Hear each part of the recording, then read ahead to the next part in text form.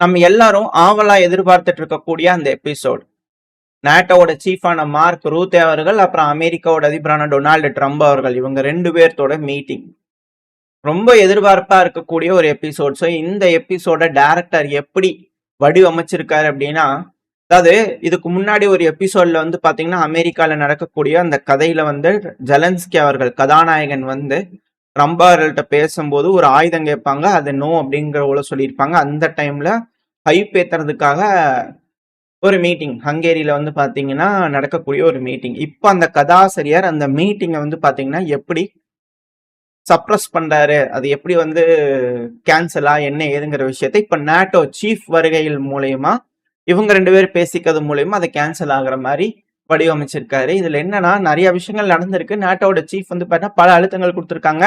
யூரோப்ல ஒன்னு கூடி கதறி ஒரு 12 பாயிண்ட் ஃபீஸ் மார்லாம் போட்டு போய் பேசிட்டு வாப்பா என்னப்பா இது அப்படிங்கிறது போல அனுப்பி விட்டுருக்காங்க. இவரும் அந்த ப்ரெஷரை கேட்டுட்டு தலைவரே தண்ணி குடிக்க கூட விட மாட்டாங்க, ரொம்ப தொல்லை பண்ணி அனுப்பி விட்டுருக்காங்க. தலைவரே பார்த்து ஏதாவது செய்யுங்க, தயவு செஞ்சு மீட்டிங்கை கேன்சல் பண்ணுங்க ப்ளீஸ், எங்களுக்கு செய்ய வேண்டிய ஒரு நல்ல விஷயம்னா அதுதான், தயவு செஞ்சு கேன்சல் பண்ணுங்க அப்படிங்கிறது போல எப்படியோ டொனால்டு ட்ரம்ப் அவர்கள் வந்து பாத்தீங்கன்னா மனசை உருக வச்சிருக்கிறாரு. இப்ப அதுக்கான நியாயம் அப்படிங்கிறது அமெரிக்காவோட அதிபர் தரணும் இல்லையா, ஏன்னா தேவ தூதர் இல்லையா, ஏன்னா அப்படித்தான் டைரக்டர் கதை அமைச்சிருக்கிறார். அதனால டைரக்டர் வந்து பாத்தீங்கன்னா ட்ரம்ப் அவர்களுக்கான அந்த ஒரு நியாயமான வழி என்ன சொல்றாரு அப்படின்னா, மிடில் ஈஸ்ட் தான் இருக்கலையே பிரச்சனைக்குரிய பிரச்சனை, அதையவே வந்து பண்ண முடிச்சாச்சு, ஆனா அதை விட டஃபா இருக்குது இந்த யூரோப்ல இருக்கக்கூடிய பிரச்சனை. உக்ரைனே எதுவும் பண்ண மாட்டாங்க, ரஷ்யா எதுவும் பண்ண மாட்டாங்க, அதனால வந்து பாத்தீங்கன்னா சிக்கலா இருக்குது. அதனால மீட்டிங் வந்து பாத்தீங்கன்னா கேன்சல் அப்படிங்கிற வந்து பாத்தீங்கன்னா நேட்டோட சீஃப் வராரு இல்லையா, ஸோ அந்த டைம்ல பேசும்போது பத்திரிகையாளர் சந்திப்பப்போ இது போல ஒரு விஷயங்கள் நடக்கிற மாதிரி டைரக்டர் செதுக்கி இருக்காரு, அப்படியே இன்ச்சு பை இன்ச்சா செதுக்கி இருக்காரு. ஒரு நல்ல விஷயம் இங்க நடந்திருக்கு யூரோப்க்கு. இப்ப இந்த மீட்டிங் கேன்சல் ஆயிருச்சு அப்படிங்கிறது போல சரி அமைதி இருக்கும் அப்படிங்கிறது போல பல நபர்கள் எதிர்பார்ப்பாங்க இல்லையா. நம்ம சேனல்ல வந்து பாத்தீங்கன்னா ஒரு 2 மாசத்துக்கு முன்னாடின்னு நினைச்சேன், அந்த டைம்ல நம்ம சொல்லியாச்சு இதுதான் ஸ்கிரிப்ட், அதை எப்படி அரங்கேற்ற போறாங்க இந்த உலகத்துல அப்படிங்கிறது பார்க்கலாம் அப்படிங்கிறது போல அதுக்கான அரங்கேற்றம் தெளிவா நடந்துகிட்டு இருக்கு. கதாய் அப்படிங்கிறது வந்து பாத்தீங்கன்னா அப்படியே அந்த ஓடிட்டு இருக்கு, அந்த ஃப்ளோலயே வந்து பாத்தீங்கன்னா வேகமா போயிட்டு இருக்கு அப்படிங்கிற புரிஞ்சுக்கலாம். யார் என்ன சொன்னாலும் சரி, ஹங்கேரியோட பிரைம் மினிஸ்டரான விக்டர் ஆர்பன் அவர்கள் நாங்க தொடர்ந்து இந்த அமைதிக்கான பீஸ் சம்மிட்டை வந்து பாத்தீங்கன்னா முழு மூச்சா எடுத்து நடத்திட்டு இருக்கோம், இதெல்லாம் ஒன்றும் ஸ்டாப் ஆகல, எல்லாம் ஆன் கோயிங் சீரும் ஜெர்ப்பமா நடக்கும் அப்படிங்கிற எதிர்பார்ப்புல ஹங்கேரியோட பிரைம் மினிஸ்டரான விக்டர் ஆர்பன் அவர்கள் இருக்கார். அவர் தரப்பு ஸ்டேட்மெண்ட் வருது. ஆனா ட்ரம்ப் அவர்களே வந்து பாத்தீங்கன்னா அங்க சொல்லிட்டார் மீட்டிங்ல. பட் இருந்தாலும் இவர் இன்னும் நம்பி இருக்கிறாரு, என்ன ஏதுங்க தெரியல. மேபி அது முன் இது பின் அப்படிங்கிறது போல வேற ஏதாவது ஒரு எபிசோடு வந்து பாத்தீங்கன்னா வேற ஏதாவது கொண்டு வந்து காட்டும் போது அந்த எபிசோட்ல இதுக்கான விஷயங்கள் புரிய வருமா அப்படிங்கிறது தெரியல.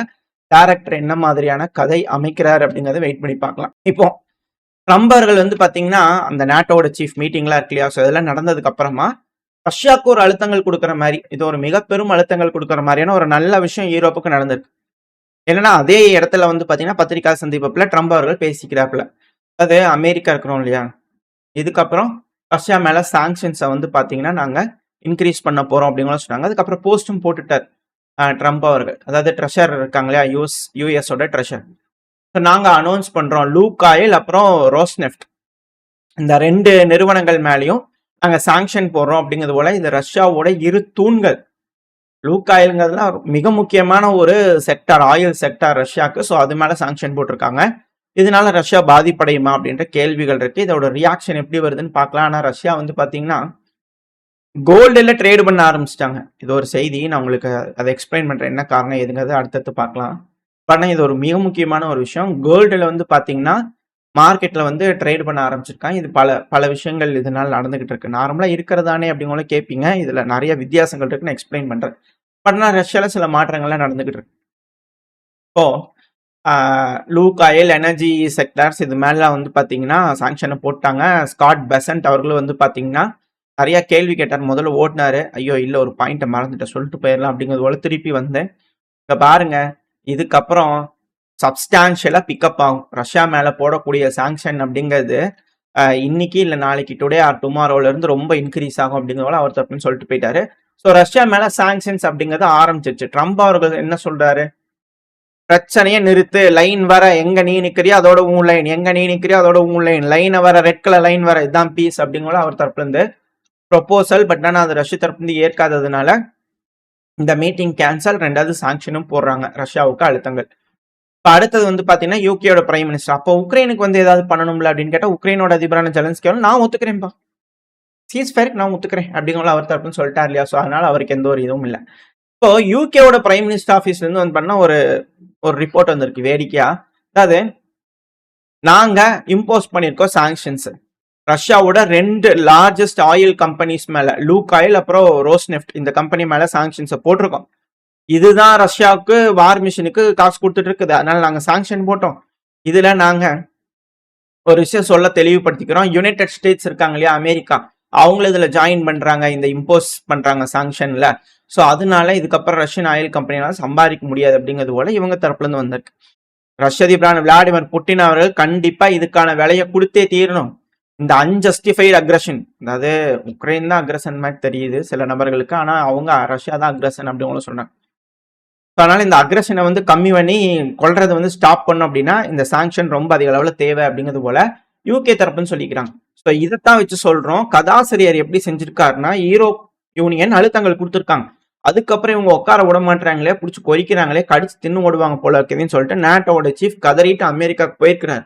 அமெரிக்கால போய் உட்காந்து அந்த ப்ரெஷர் எல்லாத்தையும் அங்கே டெலிவரி பண்ணதுனால அவருக்கு என்ன பண்ணது தெரியல, இந்த அளவுக்கு சூடாயிடுச்சா அப்படிங்கிறது போல சொன்னதுல 2 பாயிண்ட் ஒத்துக்கிறாரு. ஸோ அதை ட்ரம்ப் அவர்கள் ரிப்ளை கொடுத்துக்கிறாரு. ஸோ இதைத்தான் கதாசிரியர் வடிவமைச்சிருக்காரா அப்படிங்கிற விஷயங்கள். ஏன்னா இதெல்லாம் நம்ம தான் டீகோட் பண்ணிக்கணும் இல்லையா, லைனா நடக்கக்கூடிய விஷயங்கள் வச்சு பார்க்கும்போது. ஸோ நேட்டோல இது போல ஒரு மீட்டிங் நடந்திருக்கு. யூரோப்புக்கு ஆதரவான 2 பாயிண்ட்டை ட்ரம்ப் அவர்கள் எடுத்துக்காரு. 1 மீட்டிங் கேன்சல் பண்ணேன்னு இருக்கிறார், 2 சாங்ஷன் போறேன்னு இருக்கு. இதெல்லாம் ஓகே தான். இந்த சாங்ஷன்றதுனால ஒரு விஷயம் சொல்லிடுறேன்.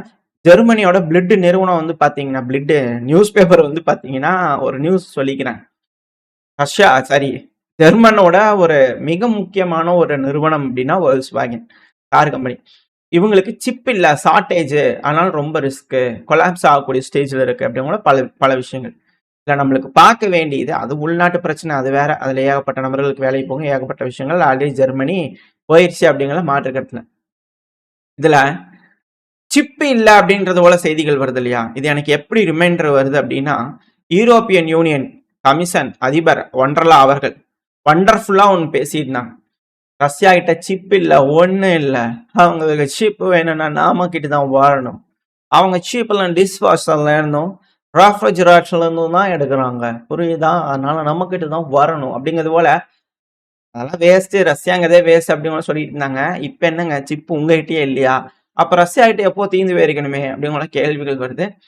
எது எப்படியோ ரஷ்யா அண்டர் கிரவுண்ட்ல உட்காந்து சிப் அடிக்கிறாங்க, சைனா அண்டர் கிரவுண்ட்ல உட்காந்து சிப் அடிக்கிறாங்கன்னு வீடியோலாம் பார்த்துருப்போம் இல்லையா. ஸோ இதெல்லாம் வச்சு பார்க்கும்போது சிப் அவங்களே மேனுஃபேக்சர் பண்ணிக்கிறாங்களா, இப்போ இவங்க கிட்ட தான் ஷார்டேஜ் ஆயிடுச்சா? ஏன்னா சைனா ஏற்றுமதிக்கு தடை போட்டுட்டு இருக்காங்க. இது மாதிரி இம்பார்ட்டன்டான இந்த ரேர் எர்த் மேக்னெட்ஸ் எலமெண்ட்ஸ்லாம் வந்து பார்த்தீங்கன்னா தடை போட்டிருக்காங்க. அது இருந்தால் தானே சிப் செய்வேன், எனக்கு தரமாட்டேன் இல்லை அப்படின்னு செய்யாத போ அப்படிங்கிறது போல அங்கே மாறி ட்ரேட் வரலாம் போயிட்டு இருக்கு, ஏகப்பட்ட சிக்கல்கள் நடந்துட்டு இருக்கு. அதனால தான் ட்ரம்ப் அவர்களும் சீனாவோட ஜி அதிபரும் ட்ரேட் வரல வந்து பார்த்தீங்கன்னா முட்டிட்டு இருக்கிறாங்க. இங்க அது மட்டும் பேசல, அந்த நேட்டோட சீஃப் வந்து உட்காந்தும் போது அது மட்டும் பேசல. அடுத்த டாமஹாக் பத்தி பேசிக்கிறாங்க. டாமஹாக்கை பத்தி திரும்ப கேட்கறாங்க. அப்ப டாமஹாக்கையும் கொடுத்துட வேண்டியதுதானே தலைவரே அப்படிங்கிறது போல மீடியாக்கள் தரப்பு வந்து கேட்கும்போது அதுக்கு ட்ரம்ப் அவர்கள் வந்து பாத்தீங்கன்னா எப்படி பதில் சொல்றாரு அப்படின்னா, ஏங்க டாமஹாக் மிசைல்ங்கிறது அதை வந்து ரொம்ப நேர்த்தியான ஒரு ஆயுதம், அதனால சும்மா வந்து கொடுத்தோன்னே எடுத்து வீசுக்கு என்ன நீங்க விளையாடுற பட்டாசுன்னு நினைச்சுக்கிறீங்களா, கேட்கறா. இது மட்டும் நம்ம விட்டு அது கத்துக்கிறதுக்கு 1 வருஷம் ஆகும்.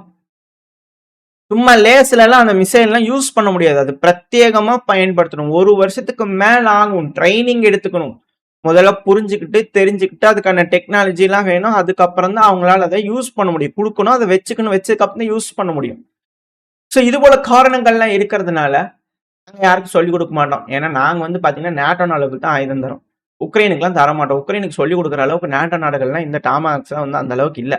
டாமஹாக் எங்களுக்கும் தேவை, அது மட்டும் இல்லாம எங்களோட அரசனலுக்கு தேவை, அதனால எங்களால் தர முடியாது அப்படிங்கிறது திரும்பி வந்து பாத்தீங்கன்னா ஒரு தரப்பு தெளிவான ஒரு விளக்கங்களை பத்திரிகையாளர்கள் கொஞ்சம் புரிஞ்சுக்க முடியாதவர்களுக்கு புரிஞ்சுக்கிற மாதிரி எளிய வகையில சொல்லிக்கிறார். அதை கத்துக்கிறதுக்கு 1 வருஷம் ஆகுமா இப்ப சொன்னாலும், அது ரொம்ப லேட்டு, இப்பெல்லாம் கொடுக்க முடியாது, கொஞ்சம் தாமதமாகும் அப்படிங்கிறது போல ட்ரம்ப் அவர்கள் தரப்பு தெளிவா வந்திருக்கு. அது மட்டும் இல்லாம இப்போ ரெஸ்ட்ரிக்ஷன்ஸ் இது போல விஷயங்கள் இருக்கு இல்லையா. ஸோ இது போல பேசிட்டு இருக்கும்போது ரெஸ்ட்ரிக்ஷன்ஸ் அப்படிங்கிறது வந்து பாத்தீங்கன்னா லாங் ரேஞ்ச் ஸ்ட்ரைக், ரஷ்யா குள்ள உக்ரைன் அட்டாக் பண்றதுக்கான ரெஸ்ட்ரிக்ஷன்ஸ். இப்ப அத பத்தின ஒரு செய்தி வந்து பாத்தீங்கன்னா, மேற்கு மீடியாக்கள் தரப்பு வந்து உலா வர ஆரம்பிக்குது. அது அமெரிக்கா வந்து அந்த போட்டிருக்கக்கூடிய அந்த ரெஸ்ட்ரிக்ஷன்ஸ லிஃப்ட் பண்ணிட்டாங்க. உக்ரைன் இதுக்கப்புறம் லாங் ரேஞ்ச் வெப்பன்ஸை யூஸ் பண்ணி ரஷ்யாக்குள்ள அடிச்சுக்கலாம். ஏங்க இப்பெல்லாம் அடிக்கலையா? 1400 கிலோமீட்டர் 2000 கிலோமீட்டர் கிட்ட அடிக்கிறீங்கன்னு சொல்றீங்க. என்ன அடிக்கலையா? அப்படிங்கிற கேள்விகள் இருக்கு. பட் இருந்தாலும் அதுவும் சில மீடியாக்கள் வந்து பார்த்தீங்கன்னா ஸ்டார்ம் ஷாடோ மிசைல்களை யூஸ் பண்ணி ரஷ்யாக்குள்ள அடிக்கிறாங்க. அப்பதான் வந்து யூகேவை காப்பாத்துறதுக்காக அமெரிக்கா வருவாங்க. வம்படையா ஜெலன்ஸ்கி அவர்கள் இதை எஸ்கலேட் பண்ண பாக்குறாரு. அப்படிங்கிற பல விஷயங்கள் சொல்றாங்க. கொடுக்கக்கூடிய ஸ்டார்ம் ஷாடோ மிசைல உக்ரைன் வந்து ரஷ்யாக்கு எதிராக அட்டாக் பண்றாங்கன்னு சொல்லிட்டு. ஆக்சுவலா இது போல ஸ்டார்ம் ஷாடோ மிசைல் சில பகுதிகளுக்குள்ள தான் வேலை செய்யும், சில பகுதிகளில் வேலை செய்யாது. அப்படி பண்ணணும்னா ஆத்தரைஸ் பண்ணணும் அப்படிங்கிறது போலாம் இருக்கு. இதெல்லாம் வந்து காலங்கள் போக போக மறந்துட்டாங்களா அப்படிங்கிற போல தெரியல. இந்த மீடியாக்கள்லாம் மறக்க மாட்டாங்க. சிலர்லாம் ஞாபகம் வச்சுக்குவாங்க. அது போல எல்லாம் பேசிட்டு இருக்காங்க அனலிஸ்ட். ஸோ வெயிட் பண்ணி பார்ப்போம். வந்து வம்படையா வேணும் யூகே தான் இதுக்குள்ள என்டர் ஆகுறாங்க. மற்றபடி எதுவும் இல்லை அப்படிங்கிற சில அனலிஸ்ட் வந்து கருத்துக்கள் இருக்கு. இது போல ஒரு செய்திகள் வருது. அது ரஷ்யாக்குள்ள அட்டாக் பண்றதுக்கு அமெரிக்கா அலோவ் பண்ணிட்டாங்க அப்படிங்கிறது போல. இதுக்கு வந்து பாத்தீங்கன்னா ட்ரம்ப் அவர்கள் ஓடோடி வந்து நான் என்னங்க பொய் பேசி தெரியுறாங்க. இப்படிலாம் வந்து நாங்களாம் அந்த மாதிரிலாம் எதுவும் சொல்லல, எதுவும் பண்ணல. அவங்க மிசைல் எங்க இருந்து வேணா வாங்கிக்குவாங்க. அந்த மிசைல் வச்சு அவங்க என்ன வேணா செய்வாங்க. அதுக்கு நாங்க அலோவ் பண்றதுக்கு நாங்க யாருங்க? இதெல்லாம் போலியான செய்தி. ஏதோ நாங்க அட்டாக் பண்றதுக்கு அலோவ் பண்ண மாதிரி பேசிட்டு இருக்கிறாங்க. பொய்யான செய்தி அப்படிங்கிற ட்ரம்ப் அவர்கள் ஓடோடி வந்து ட்விட்டர்ல அவரோட போஸ்ட் வச்சுக்கிறார் இல்லையா, ட்ரூத் சோசியல் மீடியா, அதுல வந்து ஒரு போஸ்ட போட்டு போயிட்டார். இது போல பல விஷயங்கள் நடந்துகிட்டு இருக்கு. அது மட்டும் இல்லாம இதே நாட்டோட சீஃப் மார்க் ரூத்தே அவர்கள் இருக்கா இல்லையா, சோ அவர் இருக்கும்போது வெனிசுவேலா மேல அட்டாக் பண்றதை பத்தி கேட்கிறாங்க. ஏன்னா திரும்ப வந்து பாத்தீங்கன்னா ஒரு கப்பல் மேல தாக்குதல் நடந்திருக்கு. ஸோ அந்த தாக்குதல்ல வந்து பாத்தீங்கன்னா 5 நபர்கள் கிட்ட இறந்துட்டாங்க அப்படிங்கிற சொல்றாங்க. 8வது ஸ்ட்ரைக் இது போல கப்பல்கள் வந்து பாத்தீங்கன்னா அந்த வெசல்ல வந்து பாத்தீங்கன்னா அட்டாக் பண்ணிக்கிறாங்க, திருப்பி ஒரு அட்டாக் பண்ணிக்கிறாங்க. ஸோ இதை பத்தி கேட்கும்போது வந்து பாத்தீங்கன்னா நான் சீக்கிரமா காங்கிரஸ்ல சொல்ல போறேன், நம்மளுக்கு ஒரு லேண்ட் வேணும் அட்டாக் பண்றதுக்கு அப்படிங்கிறது போல. அதாவது வெனிசுவேலாவோட கடலோர பகுதிகளை பிடிக்கிறது தான் அமெரிக்காவோட ஒரு நோக்கமா இருக்கும். ஏன்னா அந்த பகுதியில் அதிகப்படியான ஆயில் இருக்கு. இருந்துச்சுன்னா பிரிக்ஸ் நாடுகள் எந்த ஒரு பிரச்சனையும் இல்லாம இருக்கலாம். ஏன்னா ஆயிலுங்கிறது ரொம்ப தேவை. அதுதான் உண்மையான காசும் கூட. ஸோ அதை வந்து பாத்தீங்கன்னா அமெரிக்காவோட கட்டுப்பாட்டுக்குள்ள கொண்டு வந்தாங்க அப்படின்னா டாலர் அப்படிங்கிறதுக்கான மதிப்பு மரியாதை இருக்கும். இல்லை அப்படின்னா மிக பெருமளவுல சிக்கலாகும் அப்படிங்கிற மாற்று கருத்துல. ஸோ இதான் இதுல இருக்கக்கூடிய விஷயம். அது எல்லாத்தையும் அவங்க கட்டுப்பாட்டுக்குள்ள கொண்டு வரணும் அப்படிங்கிறது போல அவங்க யோசிக்கிறாங்க. இப்போ அதை பத்தி கேட்கும்போது நான் காங்கிரஸ் சீக்கிரமா சொல்ல போறேன், இந்த தீவிரவாதிகள்லாம் இருக்கிறாங்க இல்லையா, அந்த நார்கோ டெரரிஸ்ட், அவங்க எல்லாத்தையும் அடிச்சு அவங்கள கட்டுப்பாட்டுக்குள்ள கொண்டு வரணும், நான் பல உயிர்களை காப்பாற்றணும் அப்படின்னா இது போல விஷயங்கள் செஞ்சுதான் ஆகணும் அப்படிங்கிறது போல சம்பவங்கள் தரப்பு வந்து அந்த இடத்துல வந்து பாத்தீங்கன்னா பேசிக்கிறாரு. அது மட்டும் இல்லாம மார்க் ரூத்தே அவர்களும் ஒரு விஷயத்த சொல்லியிருந்தாரு. அதாவது என்ன மாதிரி சொல்றாரு அப்படின்னா, ஒரு மீடியா ஒரு ஒரு இண்டிபெண்டன்ட் ஜேர்னலிஸ்ட் நினைக்கிறேன், ஒரு ஜேர்னலிஸ்ட் வந்து பண்ண கேள்வி கேட்பாரு. ஏங்க 23% உக்ரைனியனுக்கு தான் இந்த பிரச்சனை இருக்கணும்னு நினைக்கிறாங்க, மற்றவங்க எல்லாரும் பிரச்சனையும் முடிக்கணும்னு நினைக்கிறாங்க. நீங்க எப்படி ஜஸ்டிஃபை பண்றீங்க இந்த போரை தொடங்குறதுனால? நிறைய பேருக்கு சண்டை பிடிக்கவே பிடிக்கலையே, இது எப்படி நீங்க ஜஸ்டிஃபை பண்றீங்க அப்படிங்கிறது போல தெளிவா கேட்கும்போது, நாங்க அதாவது உக்ரைனோட பாதுகாப்பு அப்படிங்கிறது வந்து பாத்தீங்கன்னா அவங்கள பாதுகாப்பு பண்ணி தான் தீரணும். அது மட்டும் இல்லாம அவங்களுக்கான ஆயுதங்களை நம்ம அவங்க கிட்ட கொடுக்கும்போது அவங்களே அதை பாதுகாத்துக்குவாங்க. அவங்க பாதுகாத்துக்கணுன்றதுக்காக நம்ம இது போல செய்யறோம். அதை அவங்க சீக்கிரமா பண்ணிடுவாங்க அப்படிங்கிறது. அவர் கேட்கிற கேள்விக்கு அவங்க சொல்றதுக்கு பதில் இல்லாத மாதிரி அவங்க அந்த மாதிரி வந்து பாத்தீங்கன்னா அந்த இடத்துல மார்க் ரூத்தே அவர்கள் பேசியிருப்பாரு. அது ஏன் இந்த சண்டையை தொடர்ந்து நடத்துறீங்க அப்படின்னு கேட்கும்போது அதுக்கான பதில் அவங்க கிட்ட இல்ல. இதுக்கு நடுவுல ட்ரம்ப் அவர்கள் வந்து பாத்தீங்கன்னா நாங்க வந்து ஆயுதங்கள் கொடுக்கலப்பா, நாங்க நாட்டோ நாடுகளுக்கு தான் ஆயுதம் கொடுக்குறோம், அவங்க அதை வாங்கி என்ன வேணா செய்வாங்க, அது எங்களுக்கு தெரியாது அப்படிங்கிற ட்ரம்ப் அவர்கள் வாஷ் பண்ணி விட்டார், ஹேண்ட் வாஷ். ஸோ நாட்டோ நாடுகள் ஆயுதங்கள் வாங்கி உக்ரைனுக்கு தராங்க. ஸோ இப்படித்தான் வந்து பார்த்தா அந்த இடத்துல கதையை வந்து பார்த்தீங்கன்னா எப்படி முடிக்கிறாங்கன்னு இந்த இடத்துல இது மாதிரி முடிக்கிறாங்க உக்ரைன் பிரச்சனையா. ஸோ வெயிட் பண்ணி பார்ப்போம். இதுதான் நாட்டோவோட சீஃபும் ட்ரம்ப் அவர்களும் பேசக்கூடிய விஷயங்கள். ஸோ இந்த இதில் வந்து பார்த்தீங்கன்னா ஹங்கேரிக்கும் சில அழுத்தங்கள் போயிருக்கு ட்ரம்ப் அவர்களுக்கு போன மாதிரி. ஏன்னா ஹங்கேரியில தொடர்ந்து 3வது முறையா இந்த யூரோப்ல வந்து பார்த்தீங்கன்னா வெடி விபத்து நடந்திருக்கு. ஹங்கேரியோட லார்ஜஸ்ட் பிளான்ட் கேஸ் கம்பெனி இதுல வந்து பாத்தீங்கன்னா திரும்ப ஒரு வெடி விபத்து நடந்திருக்கு பரிஸ்லாஸ்ல. இந்த பகுதியில இருக்கக்கூடிய எம்ஓஎல் கம்பெனில வந்து பிளான்ட்ல வந்து பாத்தீங்கன்னா பிளாஸ்ட் நடந்திருக்கு. இது போல தொடர்ந்து அசம்பாவிதங்கள் நடந்துட்டு இருக்கு. இது அட்டாக் ஆன் யூரோப் அப்படிங்கிறதோட சொல்லிட்டு இருக்கிறாங்க. ஸோ இதனால ஹங்கேரி வேற வழி இல்லாம யூரோப்பியன் யூனியன் சொல்லக்கூடிய விதிகளை பின்பற்ற ஆரம்பிக்குமா அப்படின்ற கேள்விகள் இருக்கு. என்ன நடக்க போகுது, இந்த பிரச்சனையெல்லாம் பெருசாகாம பேசி முடிச்சிருவாங்களா, இல்ல மிக பெருமளவுல பிரச்சனைகள் வெடிக்குமா அப்படிங்கிறது வெயிட் பண்ணி பார்க்கலாம். ஏன்னா ரஷ்யா உக்ரைனுக்குள்ள ஹெவியான அட்டாக்ஸ் 400க்கும் மேற்பட்ட ட்ரோன்கள் அப்படிங்கிறாங்க. ஹெவியான அட்டாக் பல இடங்கள்ல. இத நம்ம அடுத்தடுத்த பதிவுல பார்க்க ஆரம்பிக்கலாம். பட் இப்போதைக்கு இந்த பதிவுல இந்த மீட்டிங்னால தெரிய வருது என்னன்னா, எந்த ஒரு முடிவும் வரல இந்த பிரச்சனைக்கு அப்படிங்கிறது தான். ஸோ இதோட இந்த பதிவை நான் முடிச்சுக்கலாம். இந்த பதிவு நல்லா இருக்கும்னு நம்பிக்கையில அடுத்த பதிவுல சந்திக்கிறேன். வரைக்கும் ஸ்டே சேஃப். பாய்.